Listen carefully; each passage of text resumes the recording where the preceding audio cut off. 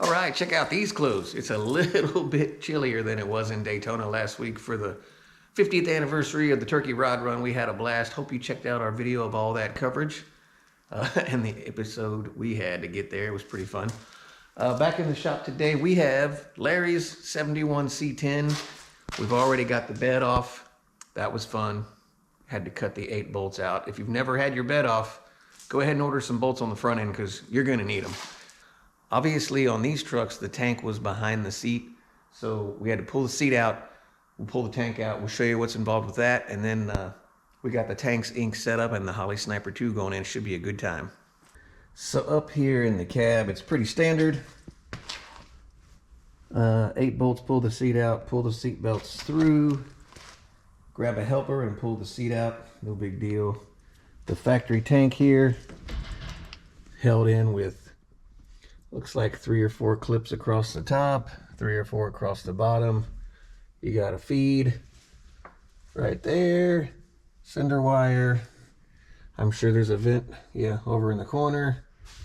So we'll pop that out, no big deal. The next problem, you can see they've already went through the suspension here.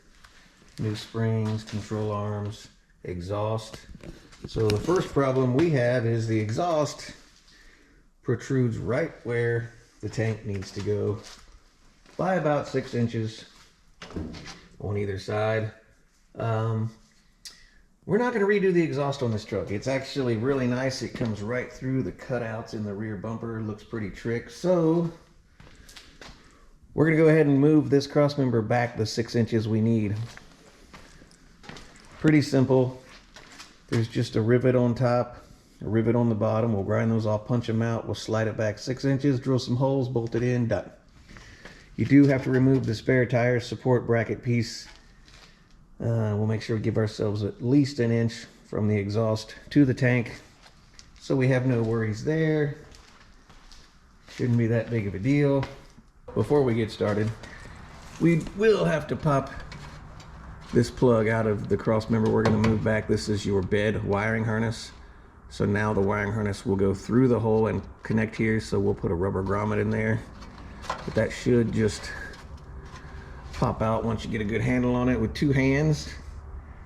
We'll also go ahead and try to get the rest of Larry's bed bolts out.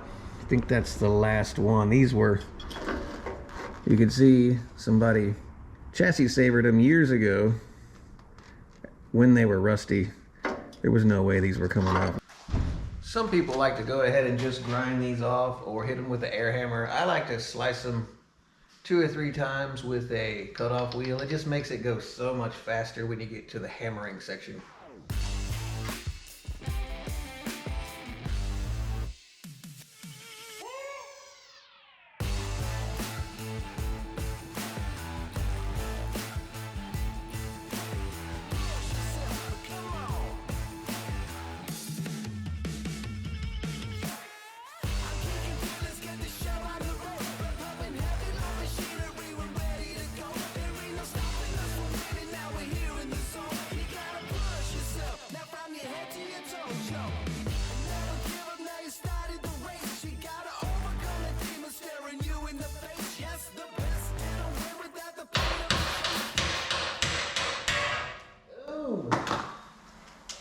And it's out.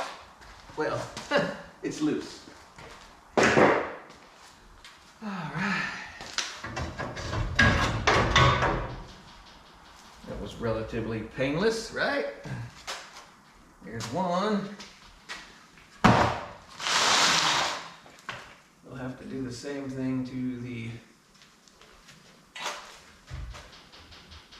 small one here. All right, now that the cross members are cut out of the way, we're going to slide the fuel tank in. A motorcycle jack works great for this. And the tank sink tank is designed to be bolted to the bottom of the frame rails. But depending on your configuration, your bed floor height, your suspension lowering, you could put it on top, you could slide it in the middle. It's entirely up to you. At this ride height with this customer, we're going to go ahead and bolt it to the bottom as designed.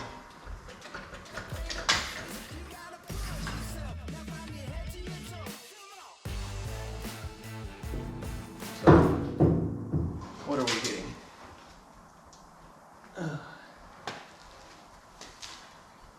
there's some kind of bolt or something there, but that's actually about perfect.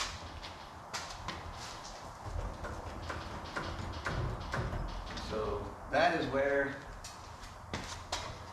this tank is pretty much gonna live. I'll slide it that way just a touch, make it nice and even. So now the easy part, we're just gonna drill some holes in the flange. We're gonna measure them out and then we'll drill them in the frame. And we'll get the tank bolted in.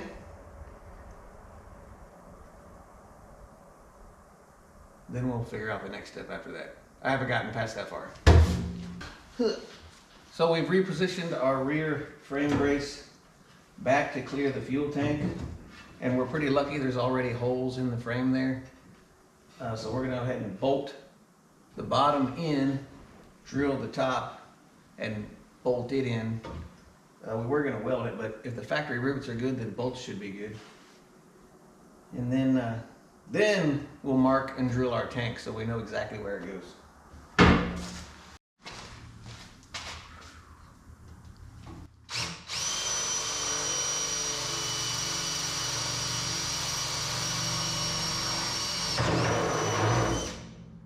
All right, at this point, we've slid the cross member back about 5-6 inches.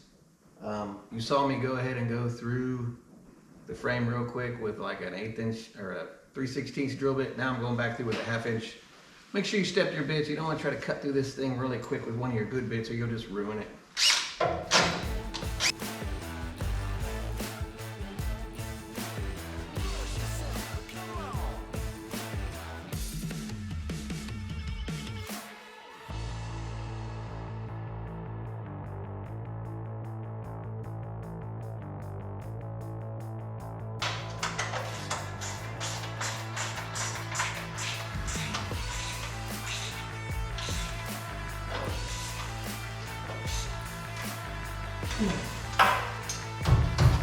All right, good as new. So up until this point, you saw us cut out the braces, move the braces, bolt the braces back in. And now we have the fuel tank right where we want it.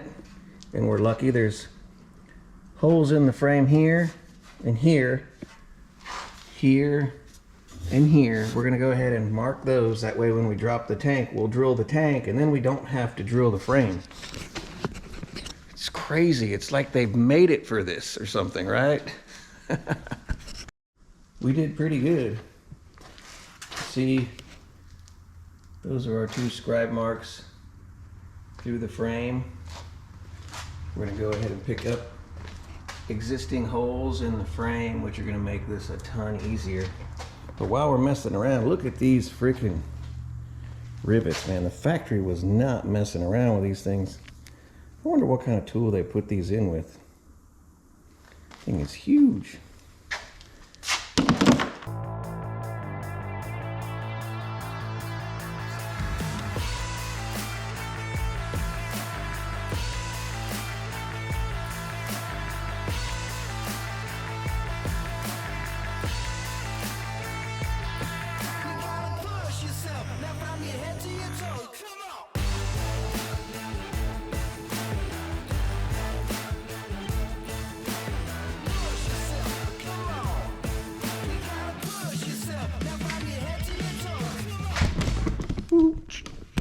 Sorry about that. Once I start vacuuming, I can't stop. But at this point, you can see we started with our 1/4 inch bit, went up to our 3/8 bit. In all of our scribed holes, we'll be able to slap that in, bolt it right in, and we'll move on to much more fun things than mounting a fuel tank, I promise you. Well, Maggie had to stop and get us some bolts. I'm dying. So we had to abandon the tank project. It's right where it needs to go. We didn't have any 3/8 bolts, so Maggie's gonna stop and get us some 3/8 bolts on our way home. In the meantime, we're gonna get this fuel cell out of this. It looks pretty simple. It's not as dark in there as it looks. Hopefully this will only take a minute. We'll see.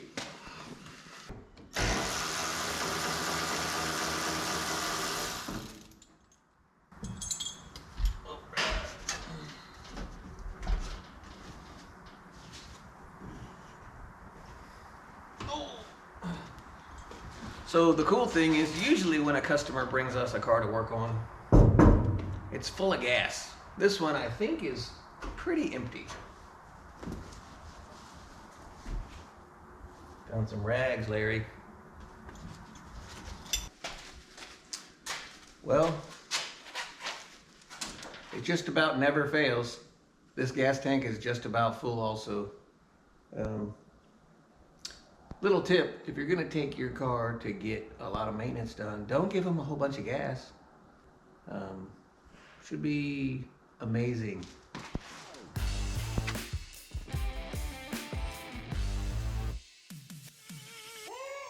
Well, of course, it's gotta go out of here. It's leaking like crazy.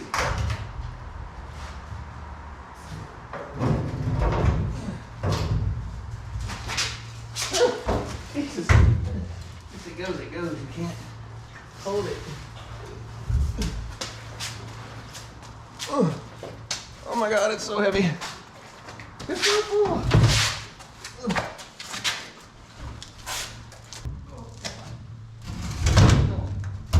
Why?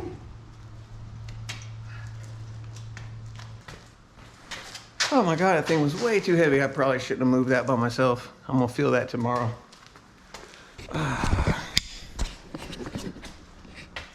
Well, this thing had a fuel leak.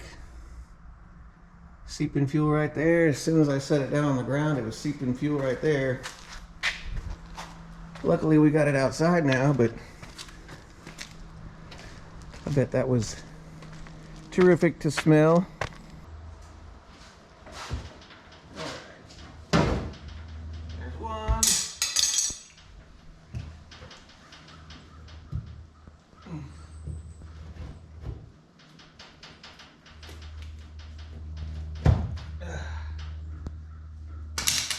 Two.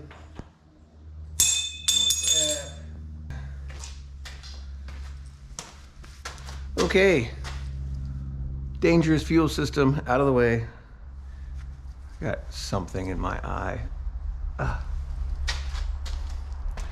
Okay, dangerous fuel system's completely out of the way of the cab. He did have a fuel leak, which was actually rusting the cab. We're gonna clean that up a little bit. We're gonna throw away most of this crap, as we don't need it. Bolts are still not here to mount the tank. Next thing we'll do is go under hood and we'll start deleting the carburetor and fuel pump setup under there. Whew. All right, under here is pretty simple. Basically, disconnect everything that attaches to the carb, boot the carb.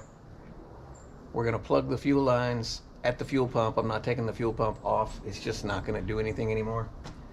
And then this thing is in dire need of plugs and wires. I don't care how good your fuel injection system is. If the motor has problems, it doesn't matter. So this motor, this Edelbrock, it probably has a 750. It was way too rich. The plugs are fouled, nasty black. Let me show you one. So I pulled these two out of number 1 and number 3. You can see this is just ridiculous. Crazy rich. Crazy rich. This thing is going to gain like 1,000 horsepower when we get fuel injection and some good plugs in it.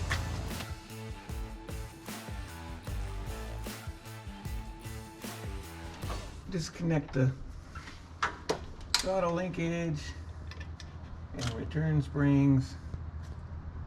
Cut that. Pop the electric choke off. Don't need that anymore. Get rid of that. And then pop this carb out of here.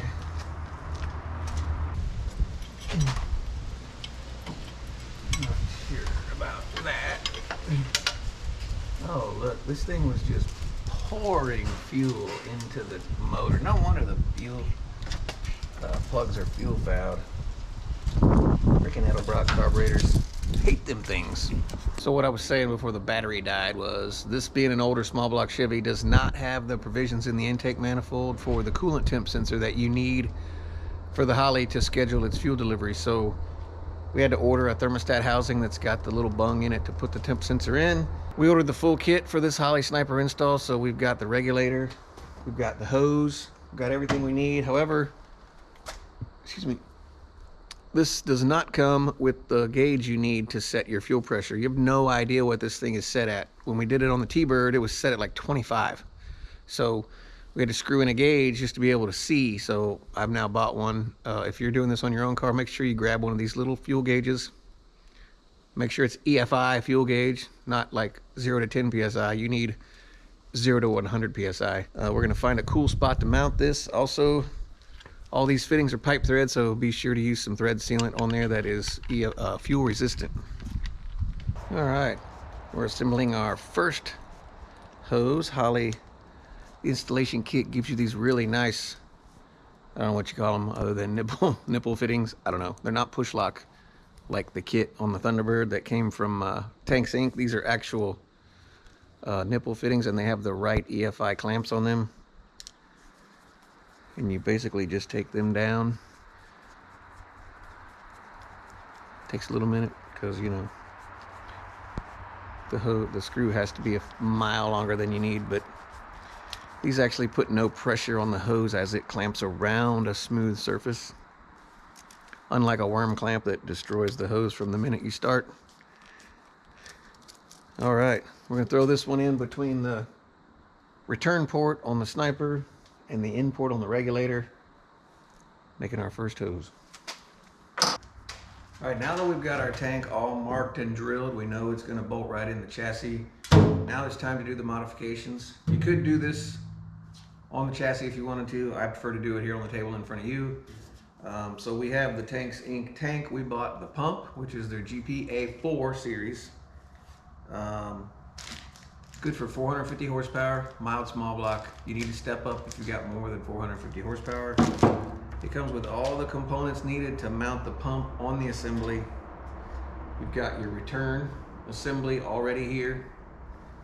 You've got your fuel inlet sock, gaskets and screws, and then this is your fill nozzle over there. We got another trick kit for that. I'll show you that when we're all done.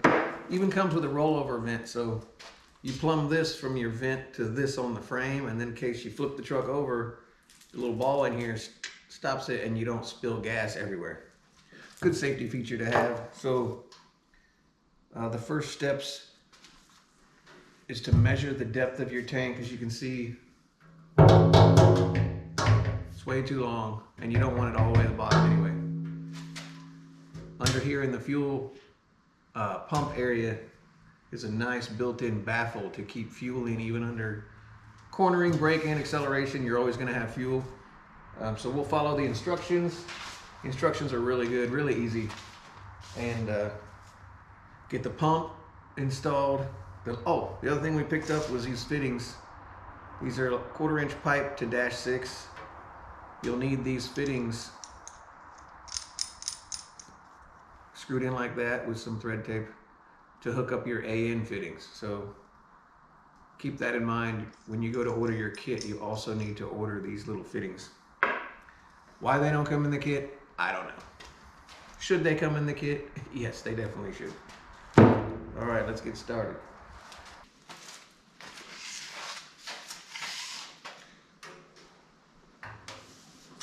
So our depth is 9 and 9/16 maybe. Just over 9.5. Actually, for this purposes, we're just going to go with 9.5. So we need to trim these lines down to 8.5. As it says, return -1 inch. Cutting on an angle. I don't know why.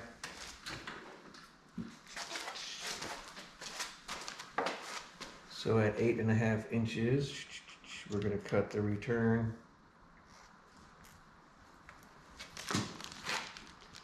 Not with those, apparently. I found something to cut it. So follow the little picture here. We've cut the return off 1 inch. Now we'll need to pull this hose off because it definitely is way too long.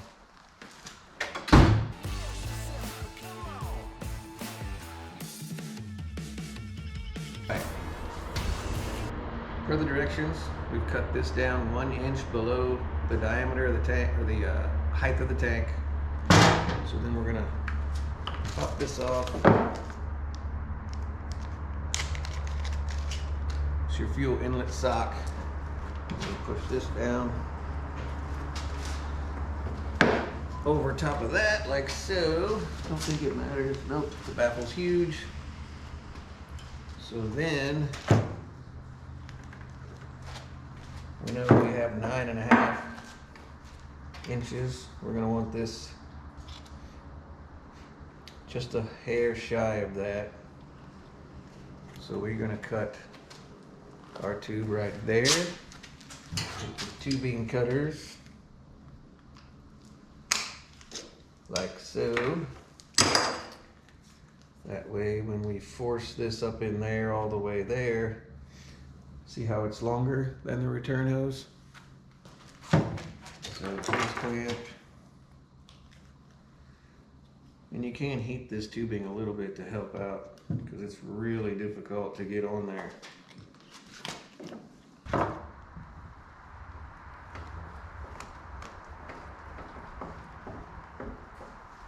Alright, so I just heated that up with a lighter real quick to soften it up. Tighten up the clamp.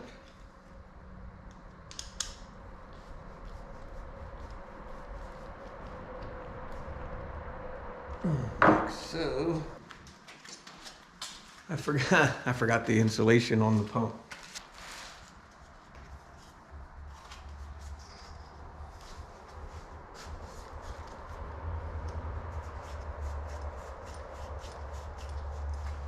I don't know if I'm on camera here. Am I on camera? Can you see me? Y'all can't see me.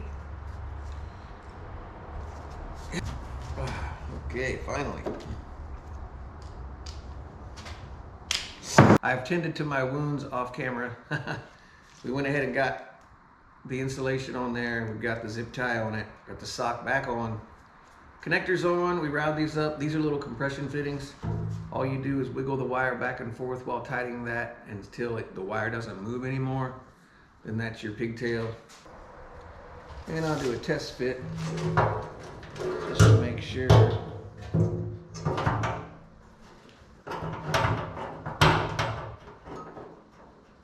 See, look at that, we are in no danger of hitting the bottom of the tank.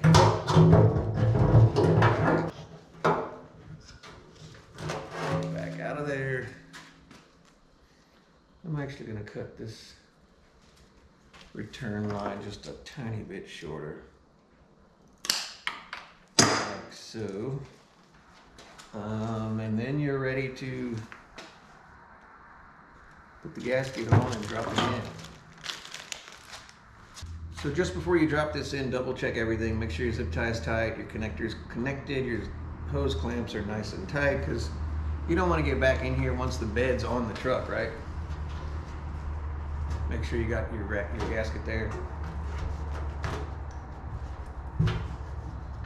Wiggle it down in there. Just like so. Make sure each one of your screws has the little O-ring on it.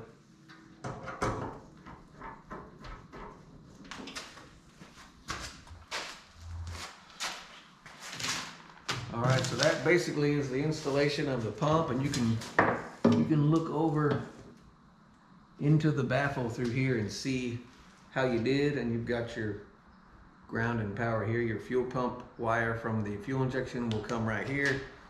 You'll ground this to the frame somewhere.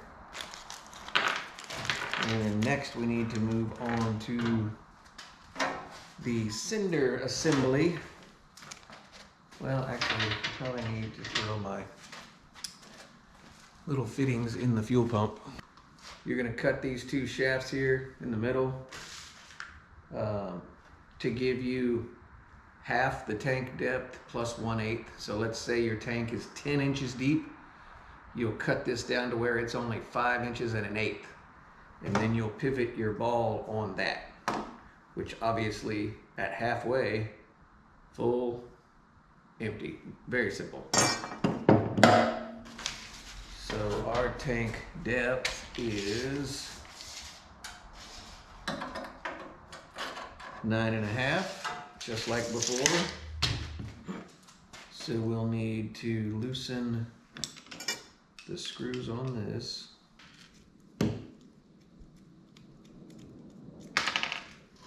Alright, so I need to unplug the wire.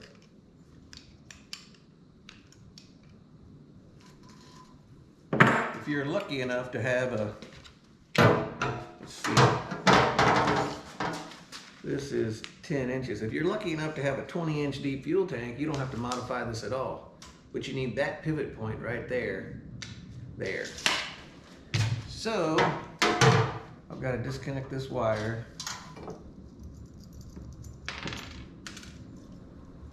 Unravel it. Get this off. Well, I didn't catch it. I lost it.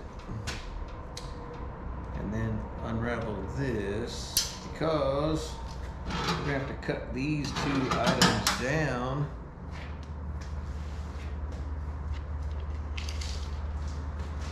To get us that level. So that's still not gonna be enough. So let's do some quick math.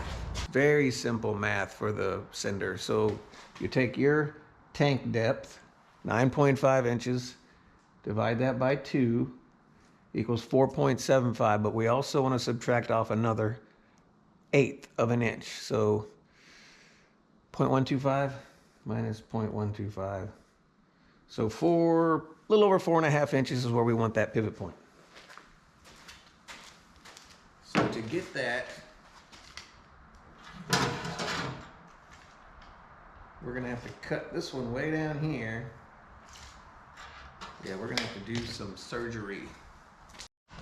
Okay, so it wasn't terrible, but we did have to cut this down to this cute little thing. Again, the distance from this pivot point to the top of your tank should be half the distance of your tank. So just keep that in mind.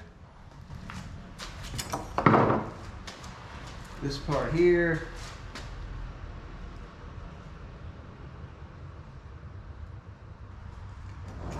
you slide this in until it is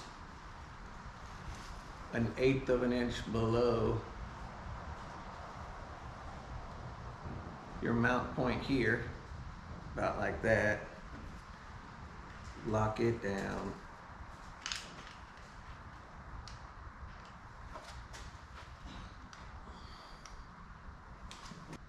And then you cut off the excess.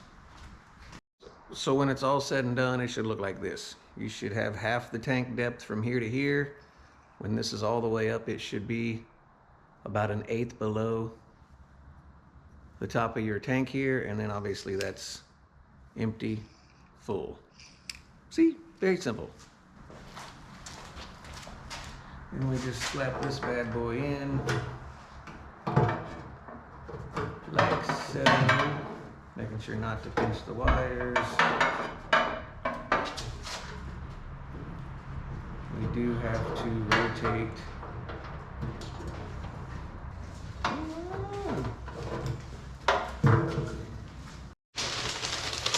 All right, after that, we simply just locked it down, no big deal. You do want to make sure you orientate the float away from the sides of the tank. You can put a little mark on top, and that way mine's like pointed over here. Keep all your directions, you never know. Hopefully you don't have to get back in there. And I'm not gonna put the fill tube on just yet. We got something special planned for that. Now we can mount the tank in the chassis. Finally.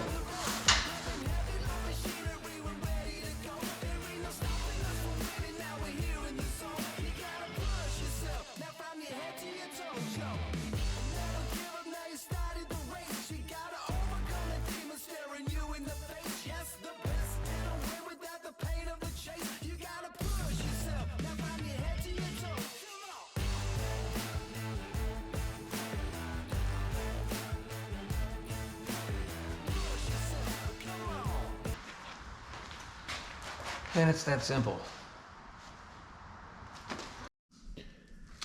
Well, we've wrapped up the fuel tank install. We've got our extension hose here ready to cut the hole in the bottom of our bed. We went a brand new cinder wire all the way from the fuse box.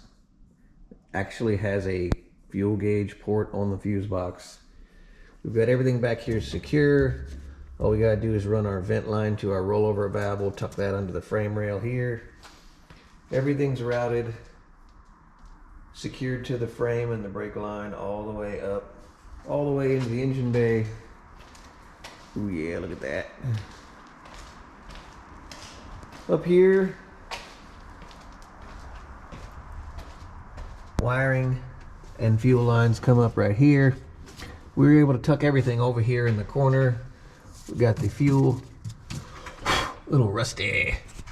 We got the fuel regulator mounted here. All our lines are done. Everything goes up into the trough, as well as the handheld unit wiring right here. We'll zip tie all this up before we're done. So the last step we have under here is new plugs and wires, just to make sure. What else?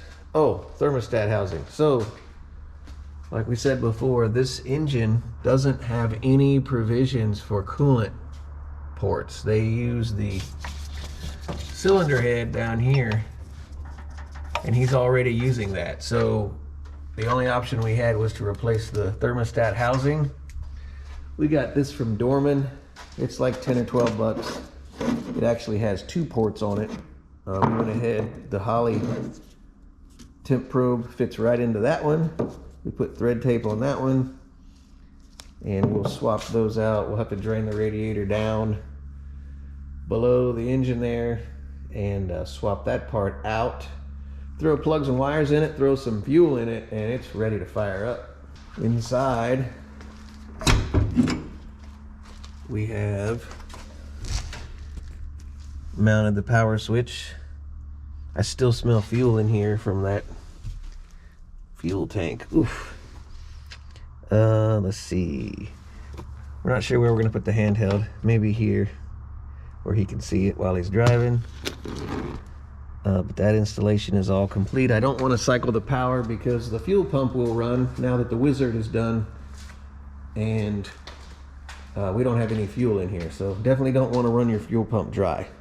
I'll show you all the Wizard setup once we put gas in it and handle the stuff in the engine bay. Well, that wasn't terrible. New plugs and wires. The old ones were looking pretty rough, and I don't know if I've ever seen such fuel fouled spark plugs. Those are atrocious. So at the moment, I just have the Holley Sniper temp sensor sitting in the empty housing right here.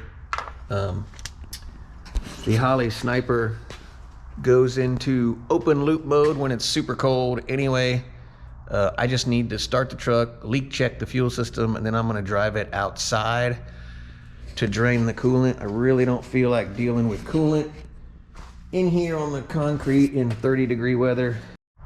Just remember that you will have to set the fuel pressure during the initial prime. So again, I know I mentioned this before, but the Holley regulator that comes with the kit does not come with the gauge. You have to buy this EFI gauge separate. So I've screwed a gauge in. I'll have somebody purge it, and then I will set the fuel pressure to 60 psi here, and then I'll remove this gauge and keep it because it's mine. But if you're putting this in your own vehicle, definitely need the gauge. Okay, so we got fuel in the tank. We're gonna go ahead and turn on the Sniper system.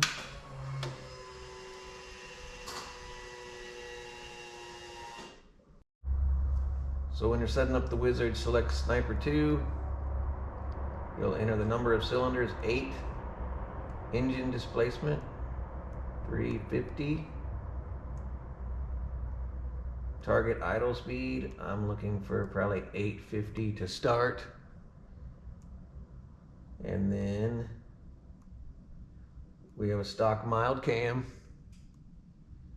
We have no power adder, and we're using coil negative for RPM. So it's going to pick a file, start, going to load that file in, and it's going to ask you to cycle the ignition. So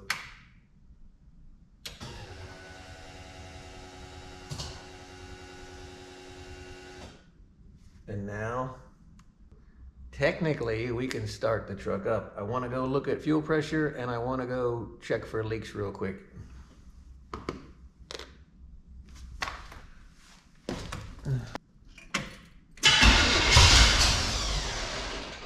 It's close.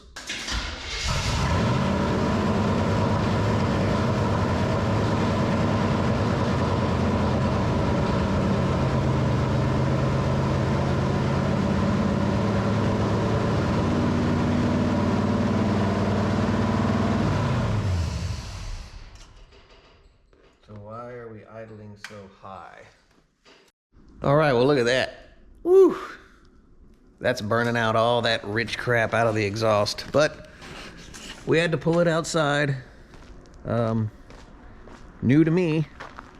I learn something every time I put one of these in. So I couldn't get the idle to go below 2,000. Somebody had cranked the idle adjustment screw here all the way in, and that got the idle down to about 1,200, and then the secondary adjustment here was also cranked in. So once I relieved the pressure on both of these, check this out.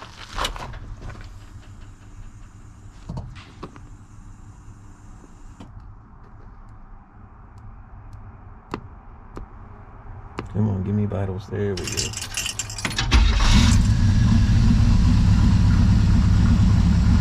Fires right up. Now, until we get that coolant temp sensor actually sensing coolant, it's going to idle high as it tries to warm itself up to go into closed loop mode. So don't worry about that yet. We'll get that adjusted next. And listen to it purr though.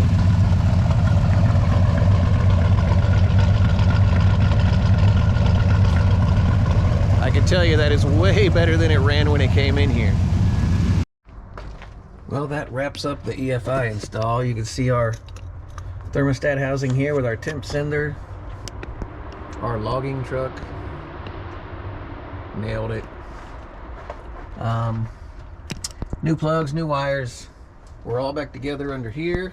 Coolant is all topped back off. So let's do a final start and see what we got. So we're gonna go ahead and arm it.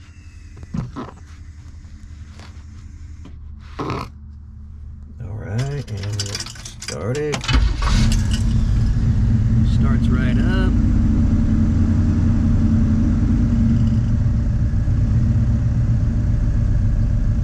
Nice. We're still in not learn because we're below 160 degrees. It's a pretty chilly day here. I don't know if we're gonna get it warmed up and learn today, but that's basically the entire install. We do have to put the bed back on. I'm waiting for help today. I gotta move the K5, the Suburban. There's a Lightning on the other side. To get in there, get the T-Bird out, to get the T-Bird on the lift, to tighten up the rear suspension from putting all new leaf springs and stuff in that car. So once some help gets here, we'll get this flipped around, we'll get the bed in, and we'll show you that process too, and then we'll wrap up the whole video.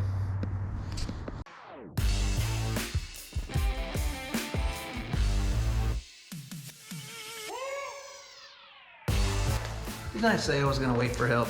I never listen.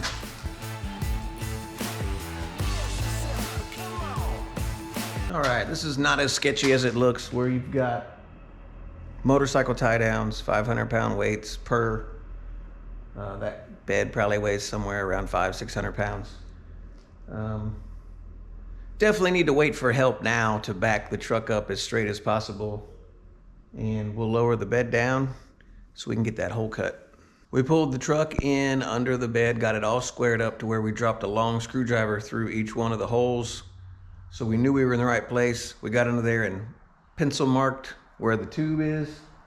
So we're going to take a pilot drill from the bottom to drill in the center, and then we'll come in from the top with a standard hole saw bit to make our hole.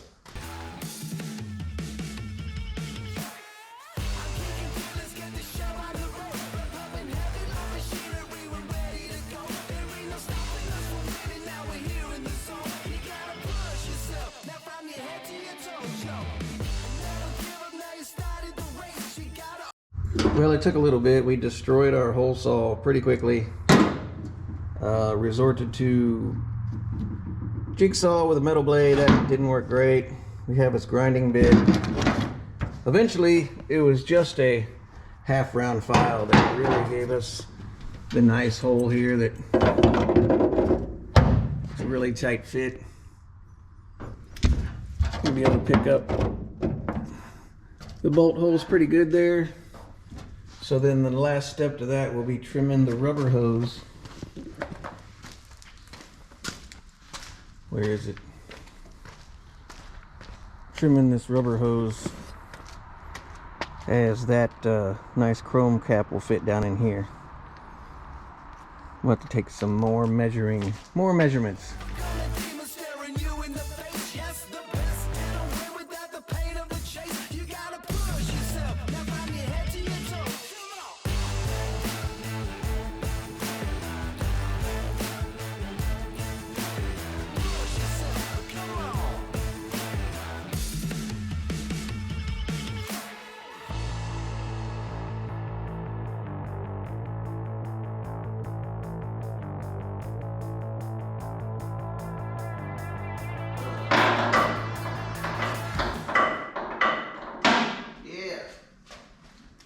So that's how you know the bed is in the right place. The bolts just drop right in. We're going to torque down the 8 bed bolts, and then we'll throw in the fuel filler, throw the seat back in it, and that wraps up this project. So I hope you enjoyed watching that. Number one, I hope you learned something, and if you're planning on doing this to your 67 to 72 Chevy pickup, that we helped you out in some way.